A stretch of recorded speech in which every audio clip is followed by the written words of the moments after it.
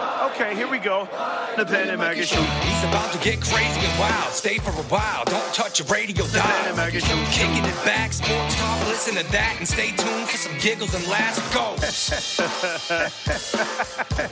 Everything fucking feels racist to me. And I hate going places and there being like no other minorities there. And so everything around me feels like a fucking microaggression. Everything around me feels like triggering. Like if I go somewhere and there's too many American flags around, I'm defensive and now I'm getting scared. Welcome to the Planet Mikey Show. Who's that dumb person? That is one of Randy Weingarten's prize students. And who is it? It's some woman who's Oh, just bitching some about woman. some TikTok video. She's in there whining about everything. She Anytime you say microaggressions, I want to just shit all over She you. hates America, while she's looking at her iPhone and Microaggressions. expensive guys. clothes. Have I ever given you guys any microaggressions? Yeah, Shut up. I think every day. And that's a lie. Ben Kitchen. Hi. Bill Smith. Hello. I'm Mike Adams. And this is the Planet Mikey podcast brought to you by. Come on. Come on. Oh, Pro Automotive. Oh, yeah. So Of what course, you yes. think I was Thought waving you my were- hand? thought you were going with that other sponsor, Pro Automotive MA.com. That's right. The finest in the industry of fixing your cars, and they do it right. They do it the first time. Where the Do it well. MA stands for Ma. And the three locations are 2 in Webster, 1 in Dudley, and probably 1 near you soon because they're that good. They're that good. ProAutomotiveMA.com. Get an appointment. You got something wrong with your car. Seriously. Oh, don't make something happen to your car that you have something wrong. Don't cause the problem. But when the problems occur, and you have a problem, if your car has some kind of affliction, But even if you deliberately cause the problem, they could fix it. Pro Automotive has the cure. Bill's a little late to the party with the reverb. Leave me alone. That's okay. We're also sponsored by the greatest coffee cake in the world. I've sent these out to my very. What was that? I don't know, but it's from Mars. You've gone into space, Mike. Is this episode on acid? I give these coffee cakes to all my friends on their birthdays, Christmases, and stuff like that, and they still like me a lot because it's the greatest coffee cake. What are you laughing at? They're the best. Well, He was about to do it again, and then he restrained himself. He said, you know what? I'm not going to do it. Mikey's in a good mood. Let's not fuck with that. Can I tell you something? You guys are like kids. Like little kids playing Good one. radio. So get out of my fort. Oh, man. That's pretty aggressive right there. It's not even a microaggression. Did I do the Pro Automotive has the cure thing? You certainly did. Would you like to do it again? FanDuel, too, is another one of our sponsors. FanDuel, By the way, they're- they're not just a sports book. They're the best sports book. I'll tell you about that in a few minutes when I think of more things to say about them. Like how great their app is now, huh? Ben? How about that app? That It's app- fantastic. It's a fantastic app. Apptastic. Anyway, Mike. Oh yeah. Okay, so SpeakPipe. So you got that lady. Oh, the SpeakPipe. I thought that was a lady called in on SpeakPipe, but no, that's a Randy she was some Weingarten kid. thing. She's Yeah. a commie. Well, Randy's she's the education secretary. She's a commie. She's turning out some winners, boy. And she's a bitch. yeah. Who is this? Randy Weingarten, the head of the teachers union. Oh. Yeah. We were supposed to have Bill Burt in here tonight. And I Bill? was confused. I thought it was Bill Burr. Well, that would have been exciting. because he's funny. Oh, that's how I thought it was. It wasn't. In my mind, I'm thinking Bill Burr. Yeah, he's funny. Didn't he a big show at Fenway? This whole. Yeah. Then I'm thinking, well, wait a minute. Bill Burt. He used to be on the Big Show with me. He's the Eagle Tribune very sports different guy. editor. Very totally different guy. Not, He has two first names. not particularly funny. Bill and Burt. Yes. Yeah. Who my least favorite actor in the history of acting? Burt Convey. Well, we like Bert. Who's that? That's Why super don't I know password. any of these people? So Bill Burt is not going to be here tonight. He canceled again. I'm beginning to think he doesn't like me. Maybe he has long COVID. I don't know. We could ask his doctor. Does he have a long COVID? Average, very average. No, but the thing is that. Is there such a thing as thick COVID? Well, I asked. The thing There is, could be girth. when he didn't feel well 3 weeks ago, I said, I'll get back to you. Now it's 3 weeks later. I call him. He goes, I still don't feel good. I don't think he likes me. See, it might be long COVID. No, I think you're onto something. Then again, yeah, you might be onto something. I don't think he likes you at all. Maybe. Just trying to say, yeah, I'll be there. Geez, how do I get out of this? Yeah. So we'll just get we'll get back to him sometime down the road. And when he comes, we'll have a splendid time when he arrives. It's 2027 now, Bill. Do you feel okay? We're still going to be doing the show then? Pick a Tuesday, any Tuesday in 2026, and it's yours. Bill, I'd like to apologize for the behavior of the No, he host of the knows show. that. He Oh, knows my that. God. Jesus. So my dog got shaved. I told you this, didn't I? I saw that picture. It really hurts my feelings that I had to go through that. Now, He had to how go through short is the hair on your it. dog? Short, totally short. It's like a buzz cut. Shorter than your hair. Now, and Timmy had long hair. Timothy, well, he's a Sheltie. I Yeah. mean, for God's sake, of course, yeah. So they shaved all of him? They shaved everything. They left some around his ears, some fluff around his ears, but so it's just this little Sheltie face and this body of a rat. A skin. Poor Timothy. A Now, hairless rat. Why did he have to be shaved? Well, he had torn his Achilles, and so he couldn't go to we couldn't get him to go into the car or any of that stuff and move. He was in pain. Yeah.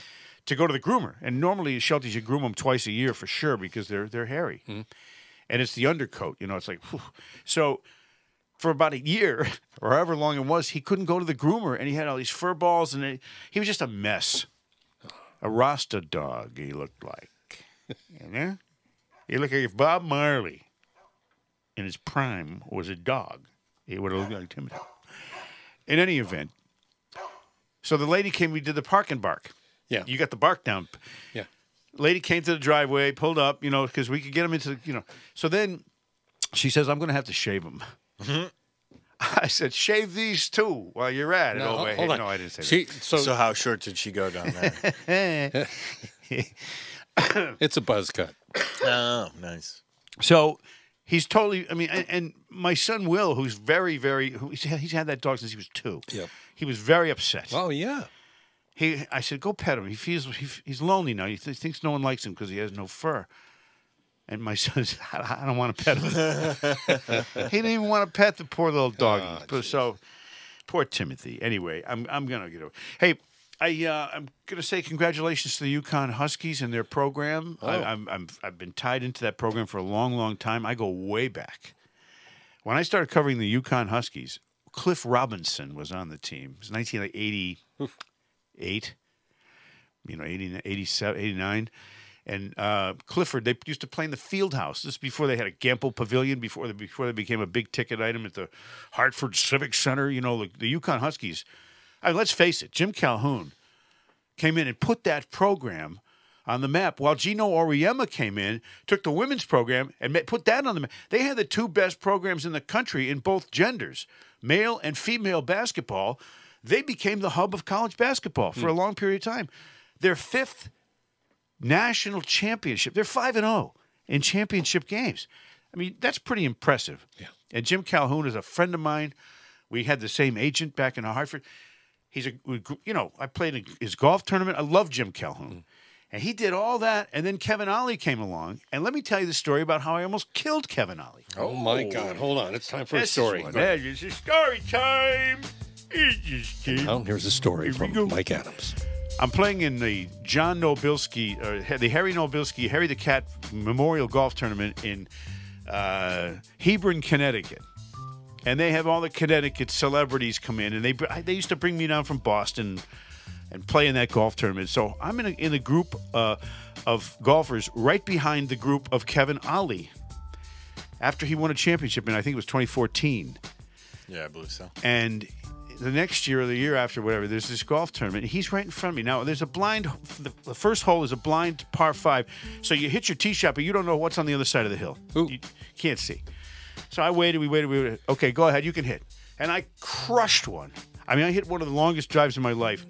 And we got over the hill. All these guys are scattered. The guy drives up to me. He goes, "You almost killed him. The ball missed him by 5 feet." Holy crap. I said, "Oh, really?" This is right after he won a championship. I can see in the newspaper. Stupid sportscaster kills championship coach Beloved with coach. golf ball, without. So I went. I drove over to Kevin. I said, "I'm really sorry." He goes, "I don't care." He missed me by 5 feet. That's in golf. That's pretty good. Yeah. So anyway, Kevin Ollie won a championship with them. Calhoun won, 3? Ollie won 1. And now Hurley wins 1. By the way, I had a roommate when I was 18 years old, and his name was Dan Hurley. Dan. It wasn't the same guy. No. Different guy completely. But the guy that I lived with, Dan Hurley, was the consummate bullshitter. I mean, everything he ever said was bullshit. I'll give you an example. All right. We're sitting around, I don't know, he's smoking dope or something one night, and I look, and his watch, the face of his watch, the crystal was cracked. I said, "What happened to your watch?" He goes, "Vietnam." I said, "What?" He says, that's when it happened to me when I was in Vietnam. I said, "You were in Vietnam?" He goes, "Yeah, I was sitting like this," and he showed me he was sitting cross-legged, and he goes, and a bullet came right off the face of the watch and deflected. He goes, "It would have gone right through my chest." Total bullshit. I said, "Really? Oh, okay. Oh, man, are you kidding?" He said, he made up that whole story. Yep. Then he said, we're outside one day having a catch. You know, we had baseball, a couple of gloves. We're throwing the ball around. I said, "Oh, you throw pretty good. Did you ever play ball?" He goes, "I played semi-pro." I said, "For whom?" He says, "Bristol Red Sox." I'm thinking to myself, well, that's pro. Yeah. That's not semi-pro. And the people that get paid to play baseball know the difference between semi-pro And pro. Yeah. So he's telling me he pitched for the Bristol Red Sox or some bullshit. Everything he said was bullshit. It was unbelievable. Did you ever confront him and say, "Hey, I'm tired of your bullshit"? Yeah, one of our roommates, Ray, who was like a hippie kid, he was funny as hell. One day we're driving around, probably still smoking dope, and Ray says to him, Dan starts to tell another one of these stories. And Ray Card goes, "Dan, man, we like you, man, but, you got to stop bullshitting all the time." Oh, man, it was great. He went right to the core of the problem. Now, I haven't seen that Dan Hurley in 40 years, probably, 30-something years. He might be listening to this podcast That's right now. okay, because he knows he was bullshitting about the watch and the Vietnam and the Bristol Red. I mean, I'm a baseball guy. You can tell, played semi-pro, he says. Right? Weak or what, huh?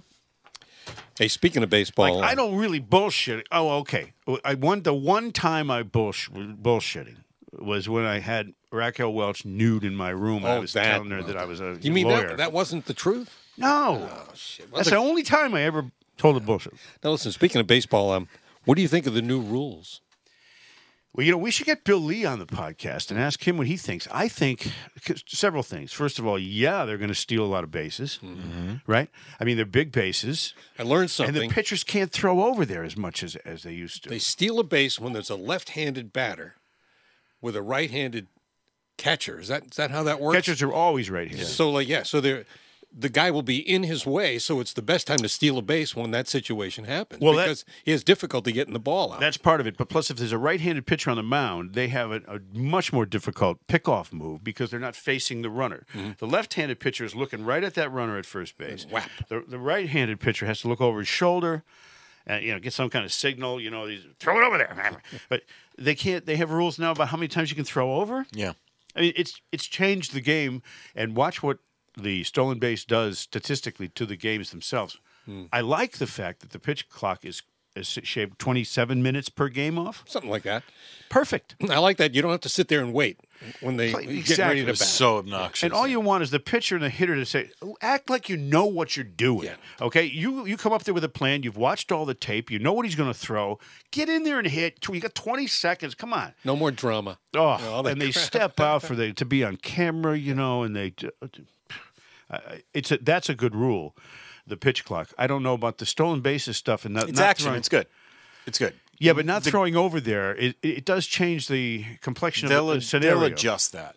They'll figure a way to adjust that. Not this year. Key but word is what you just said, actions. There's movement. There's stuff going on. you needed that. Well, Raditz told me one time, Bert Campaneris used to steal off him all the time.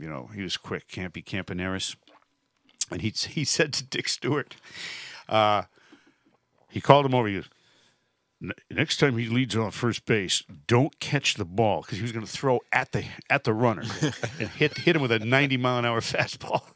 And then Raditz says, Not like Stewart was counting on catching the ball anyway. They called him Dr. Strangeglove because he couldn't catch shit. Oh, man. You know, Stewart. First base? So he threw and hit him.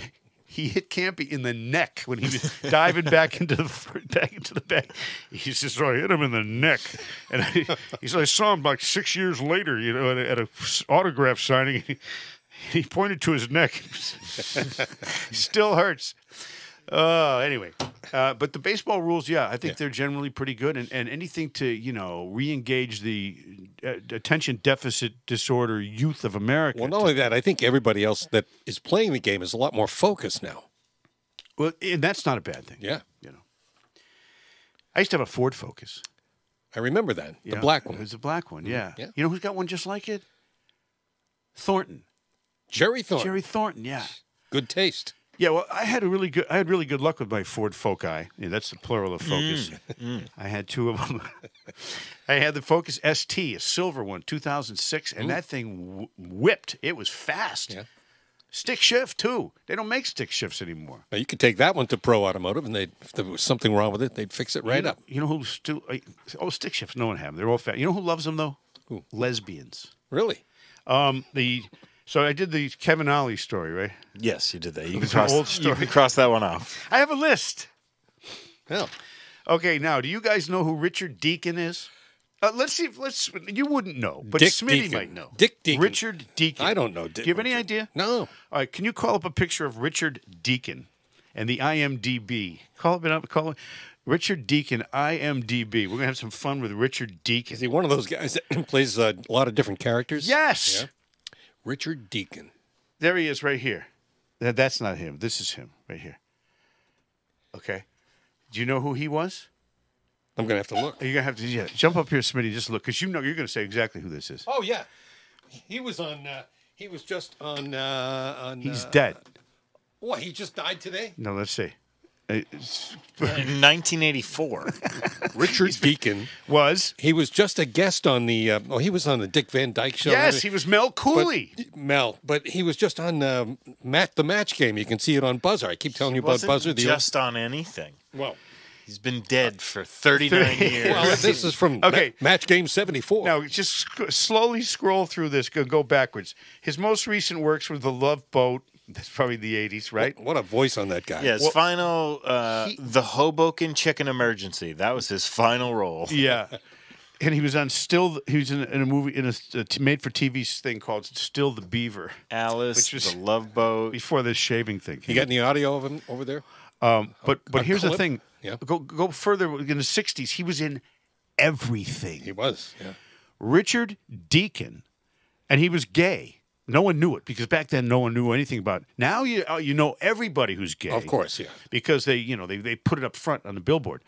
But he was on a Jackie Gleason show. He was on Get Smart. He was on Danny Thomas, I Dream of Jeannie. Keep going. He was on the Dick Van Dyke Show. He did 82 episodes as Mel Cooley. Yeah. He was on the Addams Family. I mean, if there was a series, Richard Deacon was in it. He must be like bald-headed guy. He must The have been, Munsters, Mr. Ed, Yeah. Twilight Zone. Jeez. I bet he was one of those guys that everybody liked. Yeah. That's why they Especially invited him on. the gay people loved him because he was gay too. So 23 episodes of Leave It to Beaver. Imagine that. Wow. Isn't that funny? Yeah, he played Clarence Rutherford, Lumpy Rutherford's dad on Leave It to Beaver. Now let me ask you, why did Clarence, my son Clarence. Why did Richard Deacon's name come up today? Well, because I was watching a TV show. I don't know if it was it might have been. I've been watching a lot of Gunsmoke lately. I got this kind of posthumous crush on Miss Kitty. Well, you know what I'm saying? I do. Crazy redhead. Unfortunately, I do. And on that show, of course, you know who had a lot of parts in that series was Burt Reynolds. Before he was famous, he played the blacksmith. He was a half Indian, half white man. I remember that now. Yeah. Yeah, Burt Reynolds, and he was the yeah. So anyway, I don't know why I just brought him because when I looked at his IMDb, I said, "Wow, this guy was in every single series." Richard what? Deacon. Yeah, Richard and Deacon. no one knows who. Now they do. Yeah. See, we've done something nice here for people. He did one episode of Gunsmoke in 1957. That's the one I watched. Guns. He played the gay bartender. No, I'm just kidding. All right, so I want to tell you a little bit about, because I've been doing the FanDuel. Yeah. The betting stuff. They have a new app, it's fantastic. Fantastic. Yeah, people are talking about that. And now, here we are, baseball season. Grand slams, no-hitters, double plays. They're back, and there's no better place to get into the action with your betting stuff than FanDuel, America's #1 sports book and the official partner of Major League Baseball. Our customers in Massachusetts now can do it legally. I'm sending you up to the ballpark. Go ahead. Take me out to the ball game. A little ambience. I wish Harry Carey hadn't died. Wow. This is Harry Carey. Anyway, I'm back to the FanDuel stuff here. Okay.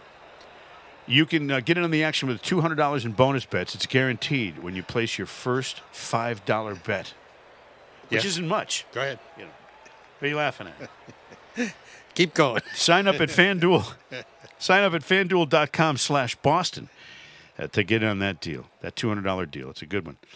The app is great. It's up and running. It's secure. It's super easy to use. You get your chance to win the $200 or get the $200 in bonus bets, win or lose, and it's a guarantee. That's a good deal. Visit FanDuel.com/Boston. Make every moment more exciting. FanDuel is the official partner of Major League Baseball. And remember this. This is the most important part. All right, go This is ahead. what we call a disclaimer. Go ahead. 21 plus and present in Massachusetts. First online real money wager only. $10 first deposit required. Bonus issued as non-withdrawable bonus bets that expire in 14 days. Restrictions apply. See terms at sportsbook.fanduel.com. Hope is here. Oh, gambling helpline, ma.org, or call 800-327-5050 for 24/7 support if you think you have a gambling problem.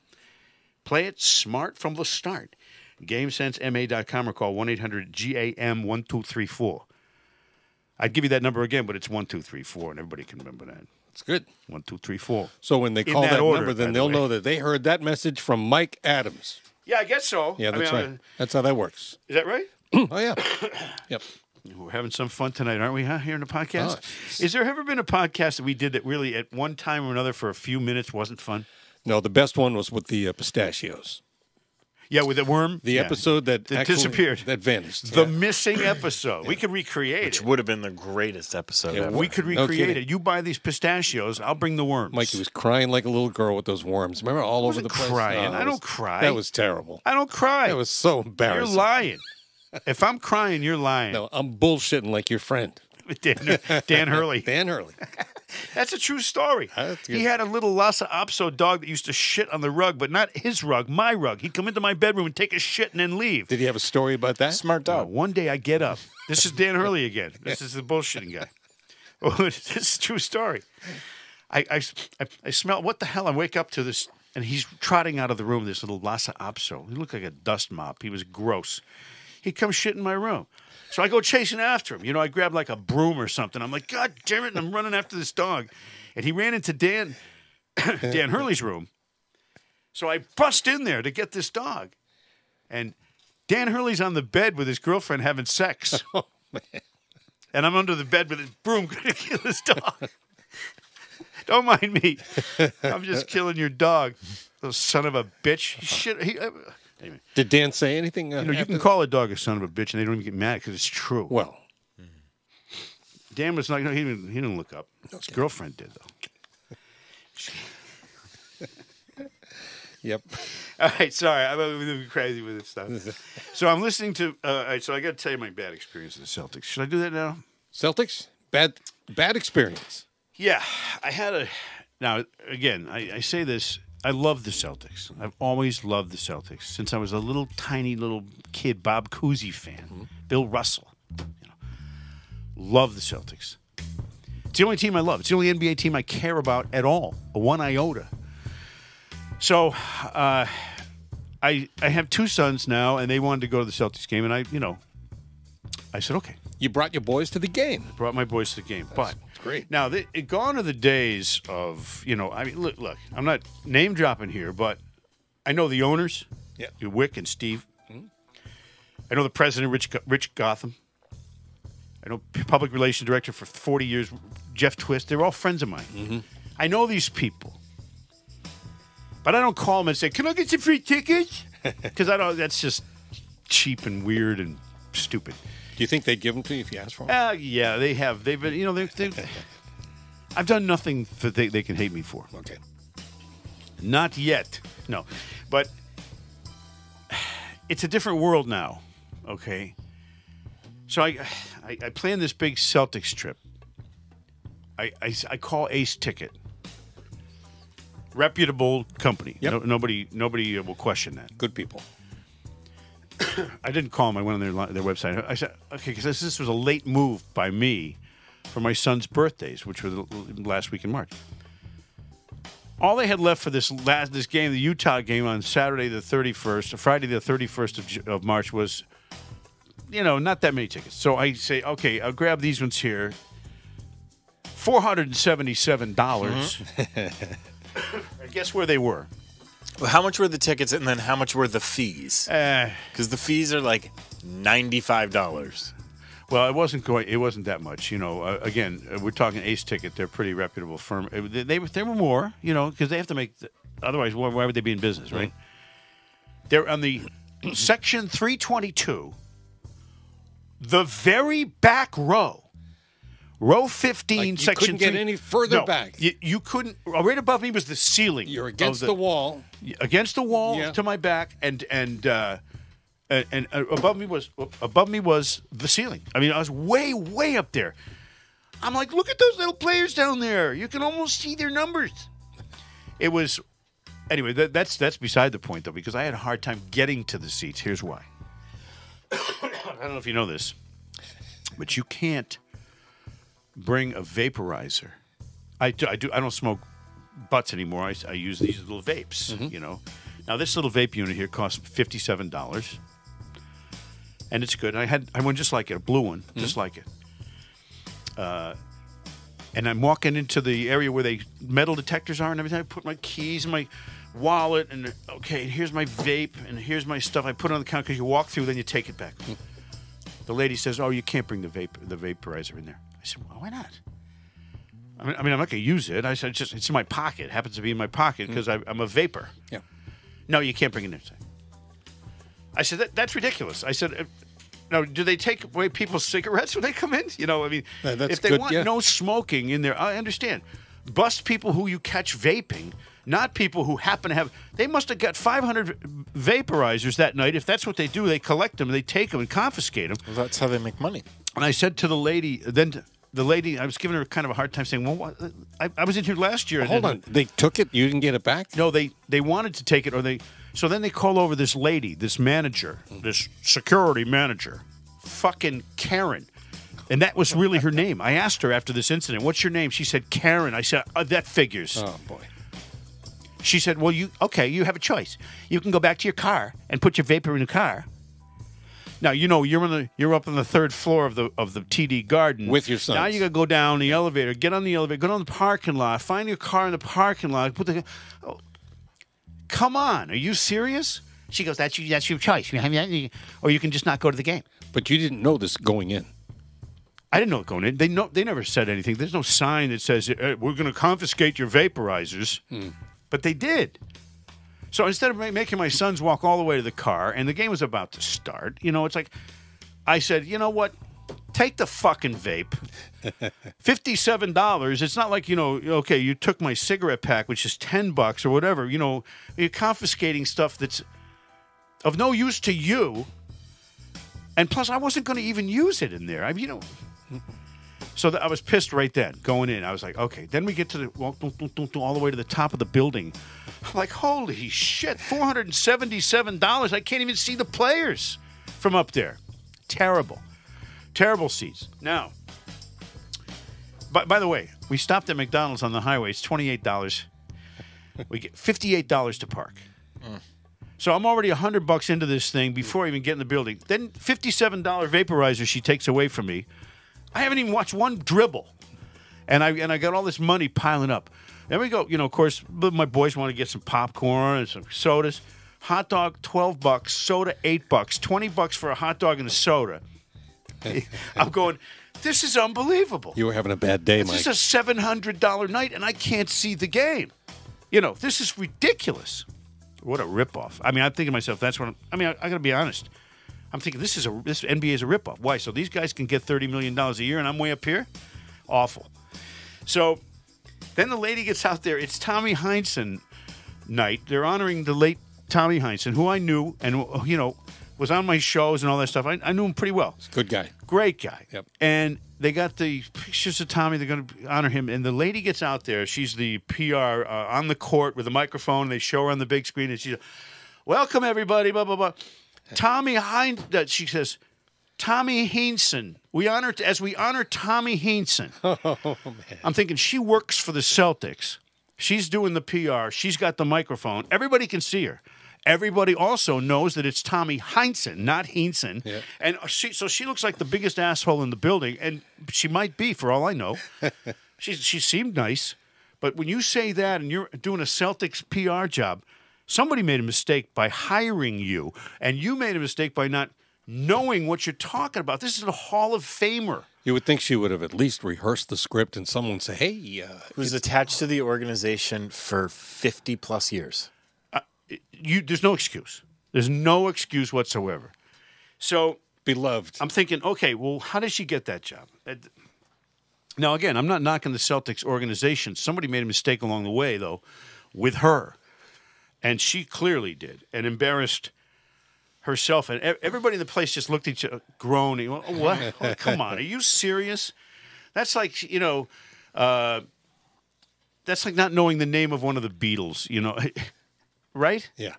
When you're a disc jockey. Yeah, Paul McCarthy, John Lennon. Yeah. Right. Ringo Stars. Well, you know who's really good in that Beatle band was that Paul McCarthy guy. He was excellent. So anyway, now with $28 in the McDonald's, $58 the park, $12 hot dogs, $8 popcorn. You could get a soda for $10 if you wanted the bigger one. I got the little shitty one for $6. Felt real good about that. Here's the other thing: you go to buy all the food. There's no cash allowed. Oh, yeah. I learned that one the hard way. Oh. No cash. Now I got $150 in my wallet, thinking, okay, this is big spend. I know. This is what I'm gonna buy. No, okay, I'm gonna whip out the card, and then you put the card in, and it gives you an option right away To leave a tip? Tip 12%, 15%, 20%. You have a choice of how much tip you're going to leave, or you can press other. I guess that's when you put 0% if you're, if you want to. No, that's what you do. It's not visible till you hit other. And I'm thinking, okay, I just spent $20 on a hot dog and a Coke, and if it's 12%, then $2.40 is going to go to this person who poured the Coke for me, And I'm like, this sucks. And I didn't want to, my kids. My kids are there. I don't want to be a jerk. So I just hit 12%.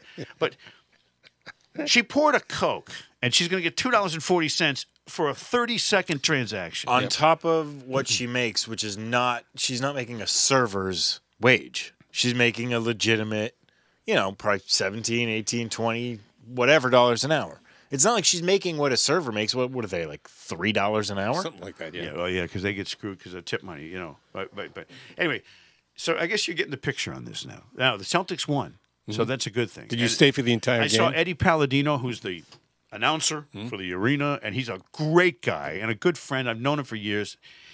I saw Wick. I didn't say hi because he was in the seat I wanted. And right when I got off the elevator with my boys, Jeff Rogers, who's the PR from Dr. Leonard and Dr. Matthew Lepresti, the Leonard hair transplant. He was right there in the elevator. I said, "Oh, Jeff, hey," and he was really nice to my kids. He's a great guy. Mm-hmm.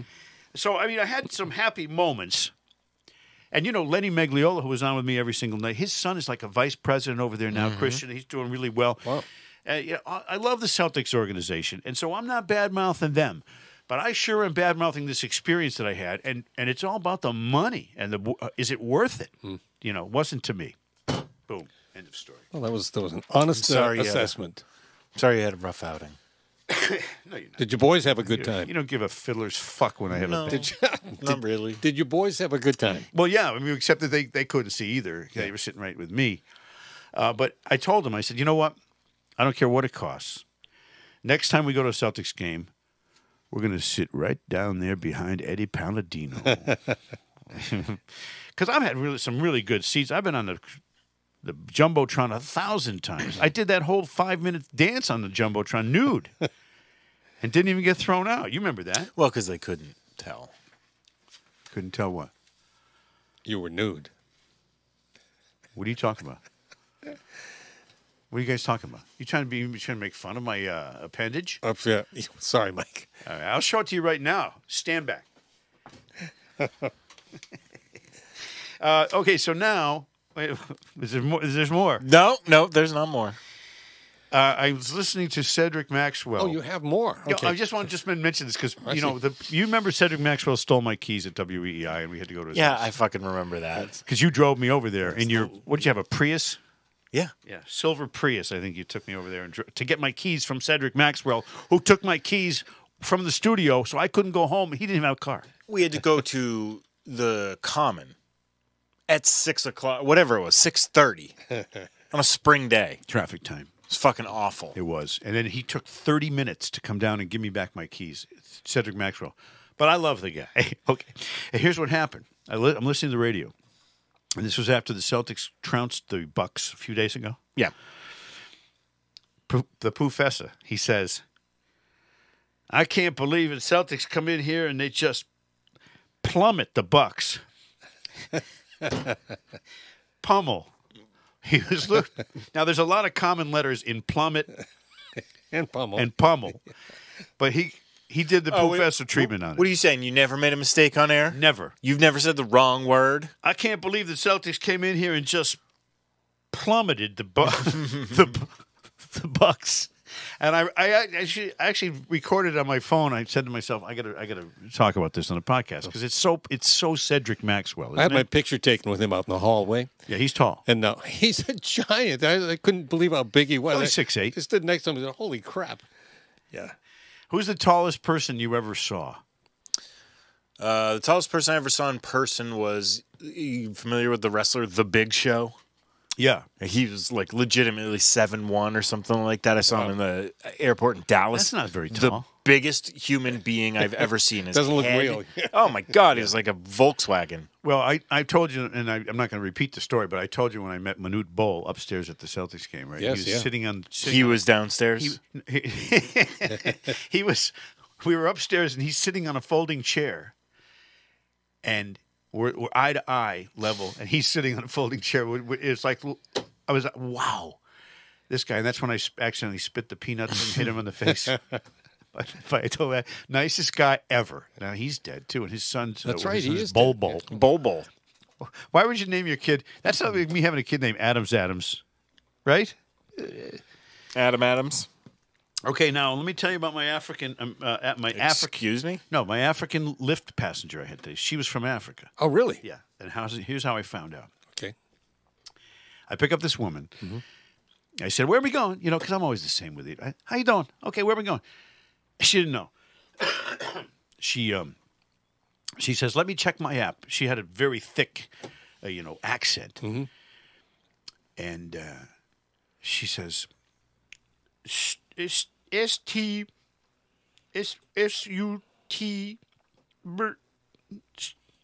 I go, Sturbridge?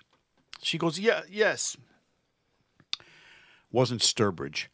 We headed to, the map told me to go the other way from Sturbridge. I said, we're going the wrong way. I said, spell the name of the town, the city. I said, what city are we going to? She didn't know. Because, normally you pick somebody up. They know the city they're going to, at least. Yeah. They might not know the address. It's entered in the app. It was Sudbury. Sudbury, Massachusetts. Yeah. It wasn't Sturbridge. Yeah. She's trying to spell it and say it, but she couldn't read it and understand it well. So we're going towards, so I had her spell it. She says S-O-T-U-S-U.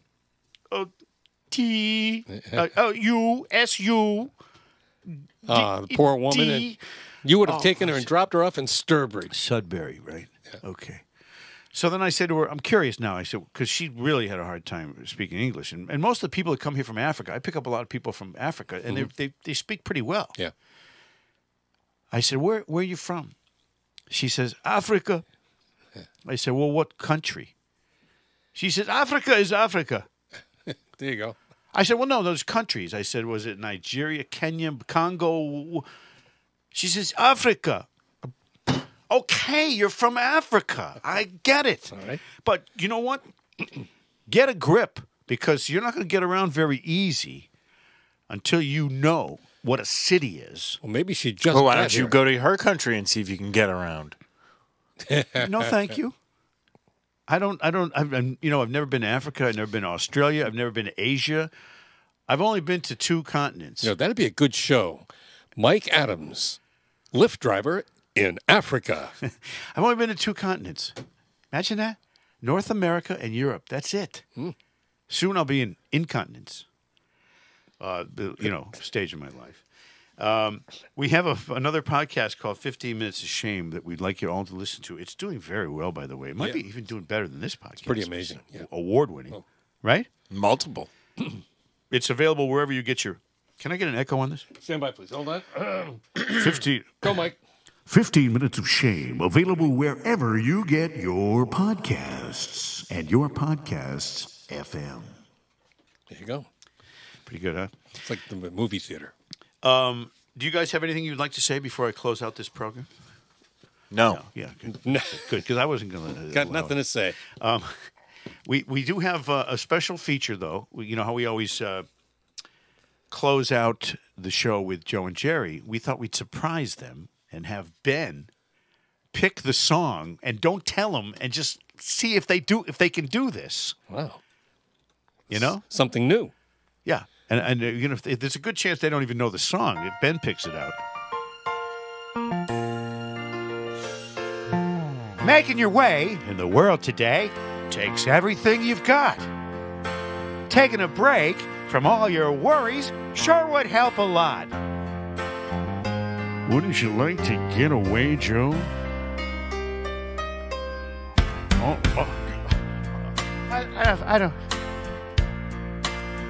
I don't know the song. Is there more words than that? This isn't right. I don't know this song. Oh, yeah! Where everybody knows your name, Joe! Jesus Christ. They're always glad you came, especially the prostitutes. You want to be where you can see your troubles are all the same. You want to be where everybody knows your name, Joe. Can you believe it? At Shaw's. Roll out of bed, the coffee's dead, and the morning's looking bright. And your shrink ran off to Europe and didn't even write. I got some shrinkage myself here, Troop. Be glad there's only one place in the world where everybody knows your fucking name. And you're always glad. I gotta get out of here, Joe. I just pooped my pants.